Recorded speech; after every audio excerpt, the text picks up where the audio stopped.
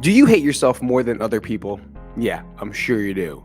If you're like me and you feel like a fraud every single day of your life and anything that you do, whether it's good or whether it's bad or whether it's mediocre, you still feel like you don't belong there. You feel like you are the biggest fraud to live on this entire planet. Well, I'm going to let you know that you're not alone because I 100% agree with what it is you are thinking. Not that I hate you, but that I hate me. And I hate saying that because it's such a strong word. So I really want to get over and start to conquer this thought or this mindset. Right? Why can't I be good? Like, why can't I feel good about the things that I do? Why can't I be proud of the things that I have achieved? Why do I always have to put myself less than others? And I brought this up with my therapist, and I had to come up with some type of plan because if you understand who I am and what I do, I don't like to sit in things where I feel like garbage. Right? I like to feel better. I want to be more mobile. I want my mental health to be better. Right? And that's why we're here in the podcast, in a YouTube video, in a YouTube short, and everything, because I'm tired, literally sick and tired of feeling this way. And I want to make sure that you feel just as good as I will when we get to the end line, when we see the ocean front, when we see the finish line, but then we start new races after that. Let's not allow self-doubt to hold us back any longer. And let's start applying the skill that I learned from my therapist this week that I'm going to share with you in today's episode of the Mental Mobility Podcast, episode number 153. We are coming down to the end of season 2. I cannot believe it, and I'm really excited to move forward with you. So let's get to the podcast, and I'll see you in a bit. So really quick, exciting news from Bucktown. Launched and landed their first ever workout platform and clinic in Mexico City. So it's very exciting for them, very exciting for us to see this growth happening and seeing what they started in New Jersey to something more impactful worldwide. So if you can, go to bucktown.org and your donations help. So make sure when you get there, I'm going to play a quick little video. So go to bucktown.org and I'm going to add this little video on how to donate and how it's going to help. So really quick, here's a word from our sponsor, but it's going to be me. What's up, Bucktown fam? This is Coach Pete, and today I'm really excited to walk you through how easy it is to support our mission. So simple that you can make a difference right here on our website. So first, what I want you to do is go to bucktown.org. On the top, I want you to click the donate button. This button is going to take you directly to our donation page where you can choose how you would like to contribute to our social cause. You can select a specific amount or even a custom one that you're comfortable with. Every bit helps to help these kids become empowered, as well as help build a strong community. Now consider becoming a recurring donor by selecting the monthly donation option. It's a great way to offer continuous support throughout the year, and you can stop that recurring payment anytime. So from here, all you have to do is fill out all the payment information and you are all set. After completing your donation, check your email because you're gonna get a confirmation as a thank you for your generosity. Thanks to your support, we can continue to grow, reach more communities, and help change lives. So please take a second to join us because we are stronger together. And if you feel someone else may be interested in supporting Bucktown, please feel free to share this with anyone you want on any social media platform, emails, or even in person. My name's Coach Pete. Thank you so much from Bucktown. We'll see you guys soon. All right, thank you guys for coming back. And now we're going to get to the memes of the week. And here we are. If you were here for the first time, memes of the week is where I find memes on Instagram that always have a little bit of impact to me, and I save it for the week, and then I talk about some of them, usually 3 of them. And here's the first one. It is from Let's Talk Mental Health, and it's a picture you'll see right there. It's if a shoe doesn't fit you, you don't blame your feet. It's me trying to read. So let's try that again. Okay. If a shoe doesn't fit you, you don't blame your feet. You just go to find a new one that does. So when a dress doesn't fit, why blame your body? You're not meant to fit into these clothes. Clothes are meant to fit into you. And if they don't, go ahead and find one that does. You define your wardrobe, not the other way around.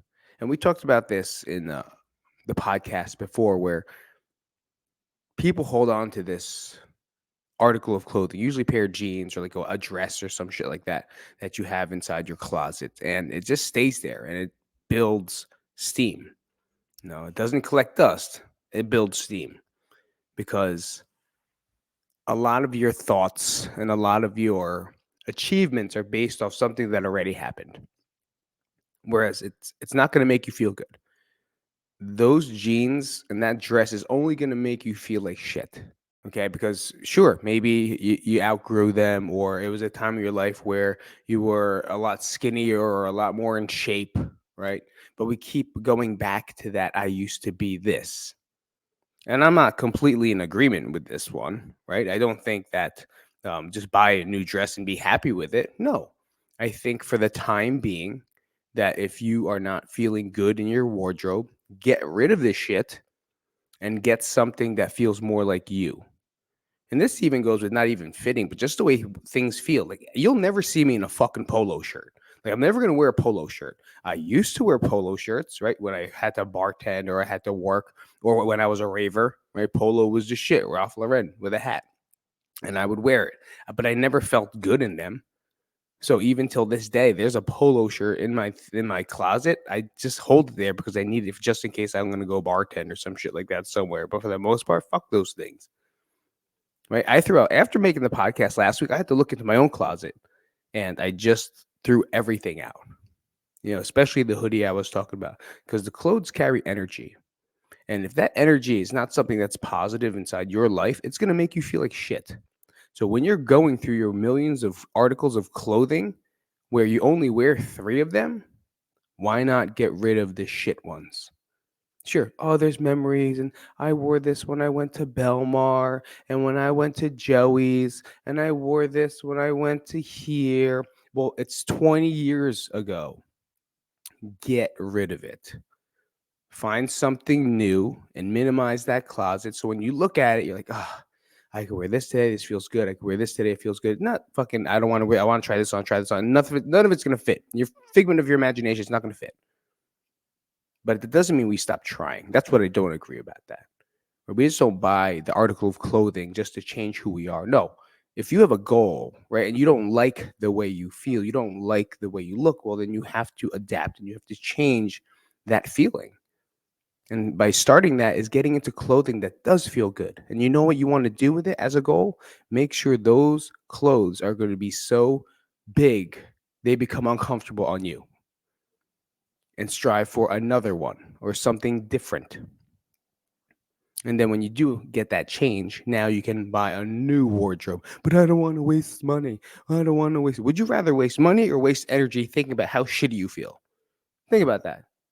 I would rather just invest in something that, fuck, I use the word invest, right? I would rather buy something that makes me feel good than wear some shitty ass fucking suit that makes me feel like a sausage, right? I hate when my fucking stomach pushes through my waist because I want to hang on to these butt hugging, skinny leg piece of shit jeans.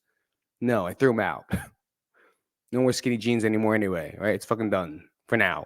It's coming back. Fashion comes back all the time. That's one other thing, right? It's like fashion comes back, so I don't want to throw it out. Like I threw my wedding suit out. I had my wedding suit. My wedding, but I guess we call it a suit. It's a suit, right? Tailored. When the fuck am I gonna wear that again? I would try to wear it sometimes, and a couple times back in like 10 years ago when we went to like other weddings, I would wear it. But for the most part, I don't fucking wear that thing no more.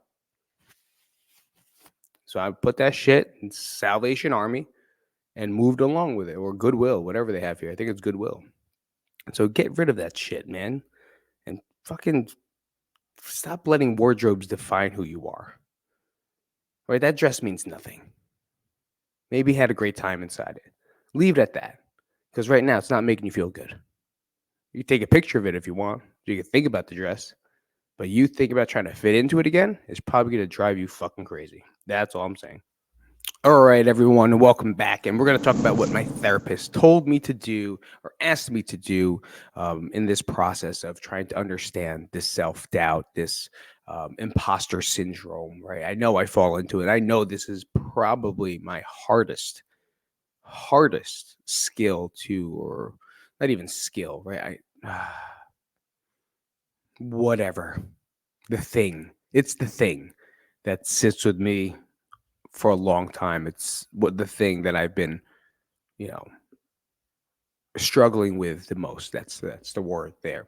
And I asked her that, and we talked about it last time, where she was like, I forgot. 100%. It has to do something with 100%. I forgot because I'm so studied. I'm so stuck on this right now. She was telling me something about 100%, and I forget what it was that, like, damn, I don't give my 100%. Right. And if I did, just be proud of the fact that you gave 100%. But most of the time, I don't feel like I give 100%, even though my 100% is there. Right. And if someone else's 100% is not equal to mine, I'll try to lower myself to their 100%. Right. Trying to be less than. That's a different type of imposter as well that happens. But the one skill from DBT, dialectical behavioral therapy, that we can use, and is the hardest one, right? It is called radical acceptance. And you heard it about maybe 5 podcasts ago, where he talked about dealing with, I believe, grief, but it's really accepting, or letting go of the past, right? That's kind of where it's at. And radical acceptance is really fully accepting reality as it is, including your thoughts and feelings without judgment. So really accepting the fact that this is it. Like, radically accept that this is the truth, where we don't like ourselves to see it. Okay, let's see. Do I have a definition of that? Radical acceptance involves acknowledging and accepting reality exactly as it is, without resistance or judgment. When it comes to self-worth and imposter syndrome, it means recognizing and accepting your thoughts and feelings about yourself, even if they're negative or self-critical. By acknowledging these thoughts without judgment, we can begin to understand that they have thoughts and not necessarily true reflections of reality. This practice allows you to cultivate compassion and embrace yourself with kindness and understanding, rather than getting caught up in self doubt or criticism. It's about letting go of the struggle against your own thoughts and embracing yourself as you are, flaws and all, accepting. And that's hard, right? Based off how you were raised, brought up, any type of trauma you've had in your life behind it, it's hard to accept the fact that you are good enough, right? Especially when you're told you are not. I'm not saying maybe some of you were told to your face that you're not good enough. You ever had, like, I watched wrestlers, right? Perfect example is watching fathers destroy kids' lives through wrestling, because telling them that they're not good enough, they didn't do good enough, they look like shit. And these kids are like 5, 6, 7, 8, all the way to probably college. Right. And oh, my dad loves me. Yeah, I know they love you. Your coach loves you. I get it. But there's a difference between self-criticism and abuse. And a lot of the shit that I see is pretty goddamn abusive. You may not think it is. You may think at all that it is. But most of the time it is. And they're fucking 5 years old, by the way. Your kid's not making it to the Olympics. If he was making it to the Olympics, he wouldn't even want to wrestle, right? He'll just naturally do it, and he'll be really good at it. And then from there, you could probably tweak him. But for the most part, they're going to stop at high school, hate your guts for the rest of their life. So maybe think about it that way. That's all I'm saying. And trust me, I've seen it happen time over and over and over and over and over again. So I asked for the tips behind it. What should I do in radical obsessions, if there's any steps? So let's go through them right now. First off, we have to recognize negative thoughts. When you have a negative thought like, oh, I'm fat. That's me in the morning. Oh, I feel fat immediately, right? That's like every single morning. Right? If you don't know, I'm recovering ED, right? I have eating disorders. I have whatever you want to call it and label. I have it because I do. And the first thing I do is I look at myself in the mirror and go, "You fat fucking shit face motherfucker," right? That's what I say. You're a piece of shit. What the fuck's wrong with you? Ugh. That's literally how I wake up. So I have to recognize those thoughts all the time. And I have to reverse it. And I have to tell myself differently. God damn, you fucking look good. God damn, you worked out hard yesterday. God damn, I have to be my best cheerleader. Right? It's almost like we are schizophrenic. I don't know if I can say that or not, but like we do have to have that bipolar personality. Right? I said it again, another weird stigma against the against the a diagnosis.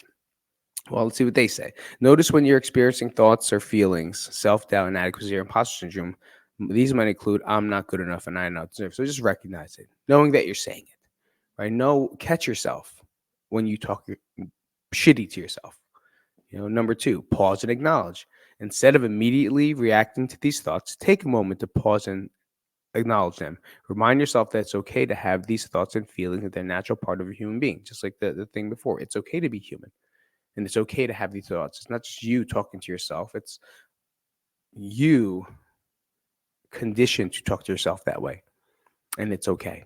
And you're working to be better, right? Number three, practice mindfulness. Bring your awareness to the present moment, observe your thoughts without judgment. This is where it's like, yeah, okay. And this is not like a whole long thing. It's like in milliseconds this shit happens, right? So you're going to practice mindfulness by looking at yourself and being honest with yourself. It's like, okay, sure, I may feel like this, but, or let's not use the word but, sure, I may feel like this, and I'm working to be better, right? I'm going to the gym today. I'm eating my breakfast. I'm going to have more protein. I'm going to drink more water. I'm going to eat more real food, like things like that, right? And understand that this is how you feel, and that's okay. But kind of don't fight the fact and keep rethinking of the fact how shitty you feel versus like, let's be real with how it is. And what are the things that you might be doing that's good, and just be there for the moment. Fucking take a shower and enjoy the shower. Let that stuff go. Challenge the negative beliefs. Number four, ask yourself if there's evidence to support the negative belief about yourself.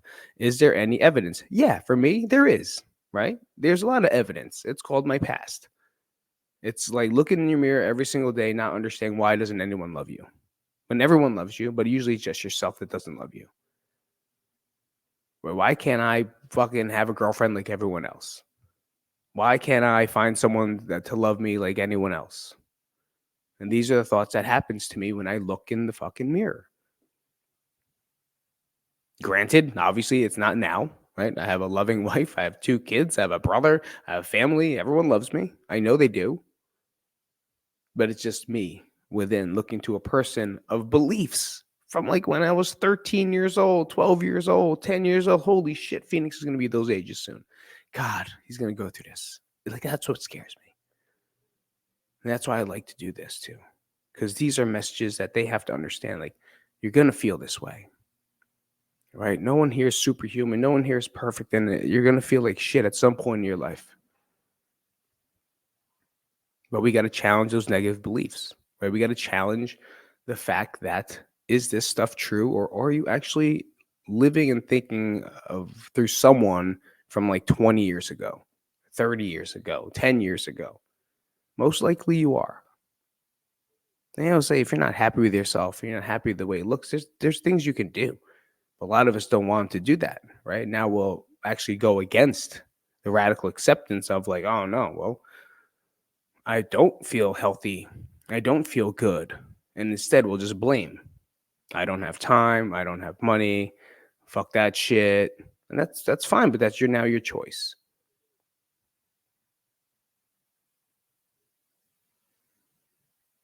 Man, that shit hit hard. I'm not gonna lie. That shit hit really hard just now. Number 5, practice self-compassion. All right, this is easy after that, right? Treat yourself with kindness and understanding as you would a friend who's struggling. Remind yourself that everyone has experienced self-doubt and it's okay to be imperfect.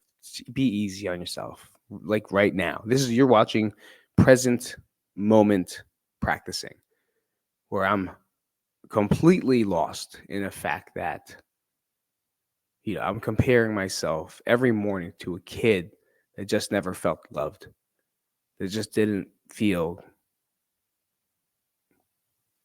like he belonged. And now I have to go through these steps myself right now. Like, yeah, I feel like I'm fucking sad. I feel like crying.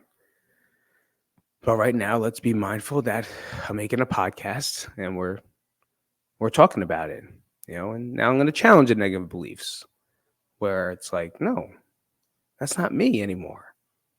And that was not true then. And that's not true now. You just felt alone. You just felt like shit, Pete. You weren't proud of yourself in any way. You're never good enough, no matter what. And that's not your fault because you were trying your best. right? The factors above you, the factors around you added the extra pressure for you to be a little more perfect, to be a little bit more like everyone else. But maybe who you were was the person that was meant to be, to bring us right here. And I'm proud of that. And it made me who I am. And it helped me in those times. So I don't know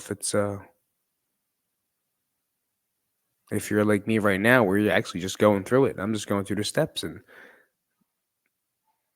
it's actually changing my thought process right now. And I don't know how to handle it. So number 6, let go of control. Fuck, this thing's on point. Accept that you can't control everything or the feelings that arise in your mind. Instead of trying to suppress or change them, practice letting them come up and then let them go without getting caught up into them. Take a breath. Like if you're going through this exercise right now, just like myself, and it's fucking crazy that it's happening live right here. Let go of the control that we don't have. Embrace perfection. Number 7.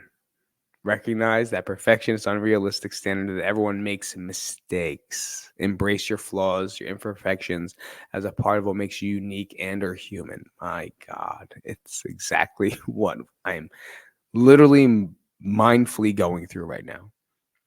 It's like I'm trying to let go of this. I can't control what happened then. So now it's time to embrace those little imperfections and the imperfections of me fucking up this podcast. But am I really? Am I really fucking it up? No, I'm just telling you exactly what it is through the experience that I'm going through right now, presently.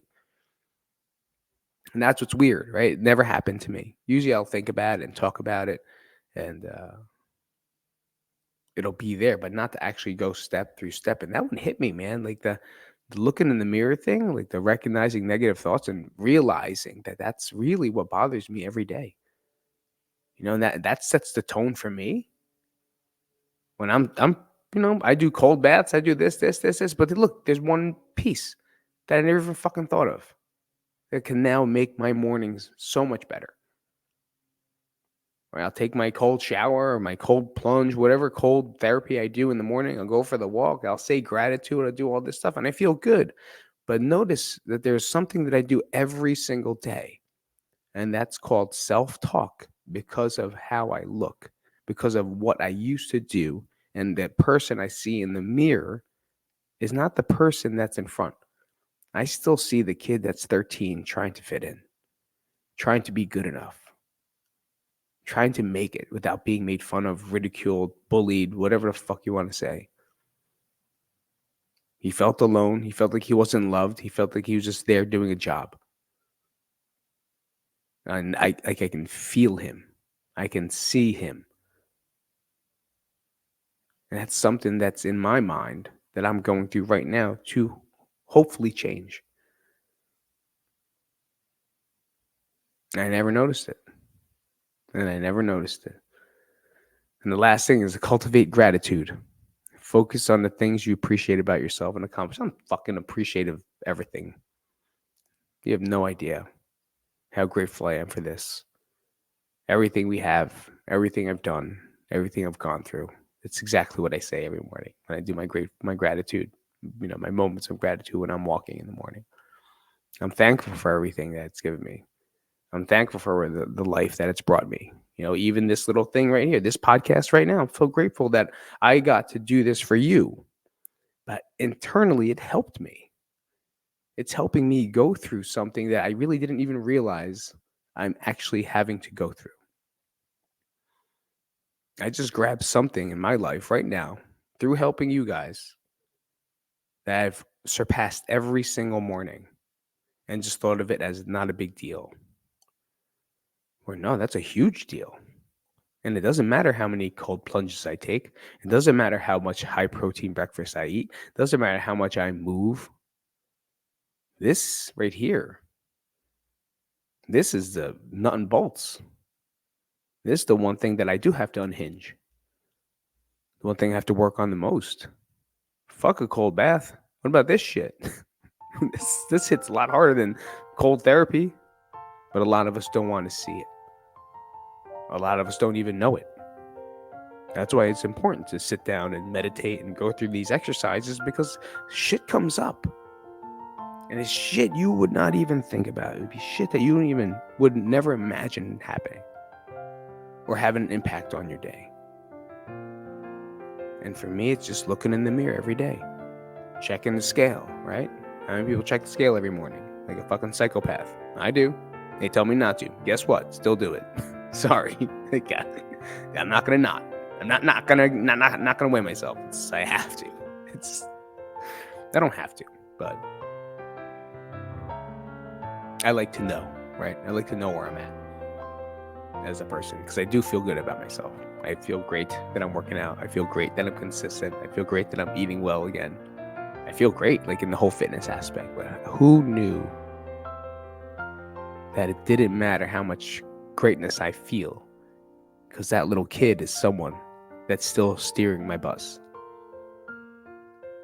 Right? That 13-year-old kid, 11-year-old kid, whatever-year-old kid, fat little Asian kid is still driving my bus. I'm just hanging out in the back, doing all the other stuff. I think it's time for me to grab that steering wheel and tell that fucking kid he did a great job. It's time for me to tell Pete, Buddha, Buruk, Tabachoy, that he did a good fucking job.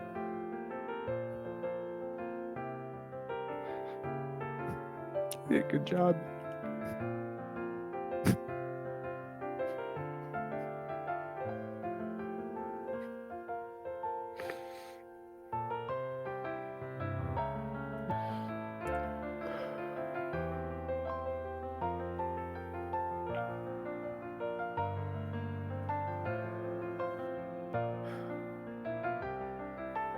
You did a great job, buddy.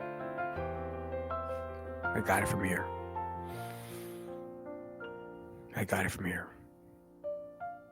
I'll take over. I love you.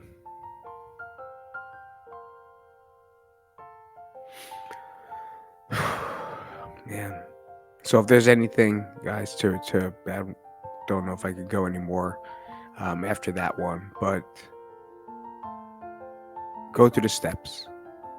Right? If you want to you can go to the show notes and it'll be down there, but go through the steps and really do it. Because obviously right in front of you saw it happening. Right? And I actually had an example of it here. How to get over, how to use radical acceptance to get over